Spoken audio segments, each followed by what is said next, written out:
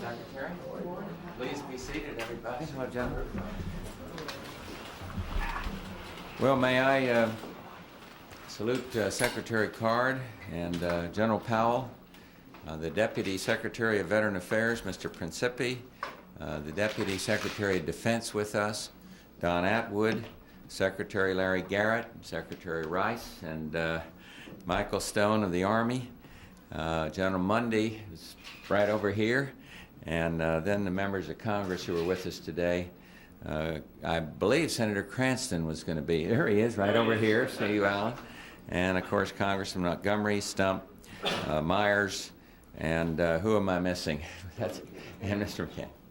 McCain. Senator, sorry. We have a distinguished group here to salute the occasion, and also Don Wilson is with us, the archivist, and Albert McCluskey, a veteran of the Battle of Midway, other veterans here today, and members of civic and veteran service organizations, and also some other members of the Joint Chiefs, I see. May I salute General Keckleiter, the Executive Director, and members of the Department of Defense's World War II Commemoration Committee, and welcome all to the White House, and to the special observance of the 50th anniversary of an event which linked Americans' hearts and minds, the monumental struggle known as the Second World War. Overnight, World War II literally transformed America from a people at peace to a nation at war that would define the course of history for the rest of this century. And the attack on Pearl Harbor forced America to abandon isolationism and take up the mantle of leadership.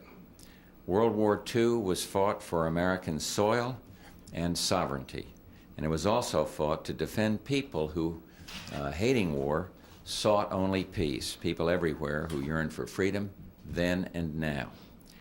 The year 1942 was crucial to our history. Americans came together. Each citizen sought ways to do his or her part. In factories designed to build the tools of peace, produced the tools of war, ships, planes, tanks, ammunition, all crucial to the Allied effort. And it wasn't easy, but we did it, and we did it fast, and we did the hard work of freedom. I was 17 on December 7th, 1941, and like many here, not so many in this room, but like some, enlisted on my 18th birthday as a seaman second class. And I do remember vividly that the news from the early days, how it was grim, and Guam was overrun, and the reports from the Pacific were rather scary. Bataan and Corregidor fell, and yet the Battle of the Coral Sea foiled Japanese plans to invade Port Moresby in New Guinea. And 50 years ago this week, our forces began what may have been the greatest naval battle of all time.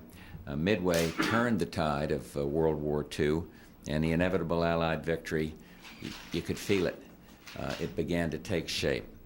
Winston Churchill once said of World War II, "There never was a war in all history easier to prevent." And today, let us recall what the lion cried as a voice in the wilderness. No one ever walks away from appeasing an aggressor. He only crawls. Weakening our defenses during a time of peace is an open invitation to those with the potential to wage war. And as president, as long as I'm president, the military's commitment to defending freedom will be matched by our commitment to defending the military. Some say our victory in the Cold War allows us to pull back to our own water's edge. And I say, just as America's vigilance helped us win that war, so a strong America can now help win the peace. We seek a world where differences are solved peacefully, where the force of law really outlasts the use of force, and sacrifices made heroically 50 years ago have helped bring about a new and better world. And it's a world I thought of last December, where on the 50th anniversary of Pearl Harbor, Barbara and I looked at the sunken hull of the Arizona out there, the USS Arizona, tomb to more than 1,000 of great heroes the greatest that any nation has ever known. And there I thought of the wife whose best friend was her husband, or the little boy whose brother, his idol, once vowed to take him fishing after the fighting stopped. And I thought of the father whose son or daughter would now know him as a martyr, but never as a dad. And I resolved once again, we must never, ever let America's defenses down. And the men who died there in World War II would today, I am convinced, and I think I said it out there, be very, very proud of America, proud of what we have become as a nation because of their service and sacrifice, proud of how their fate and faith still stir and shape us.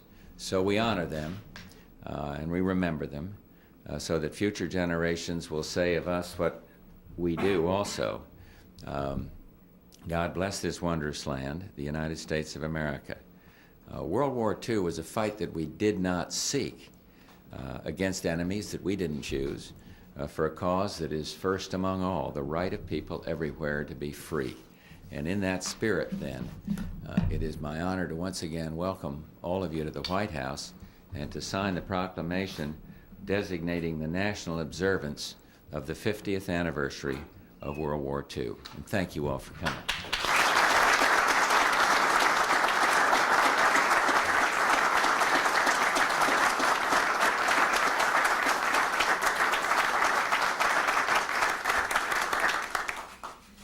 Almost done.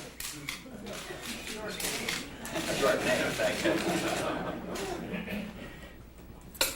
Well, the deed is done. Thank you all very much for being with us.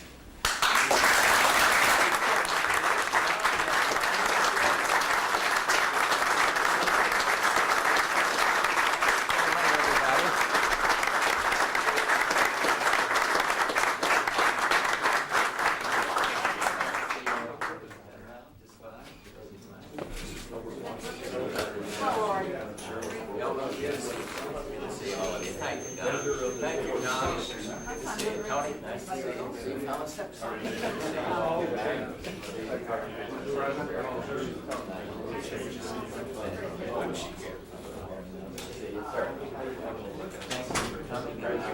Get out some of these lights and you can cool off. Yes.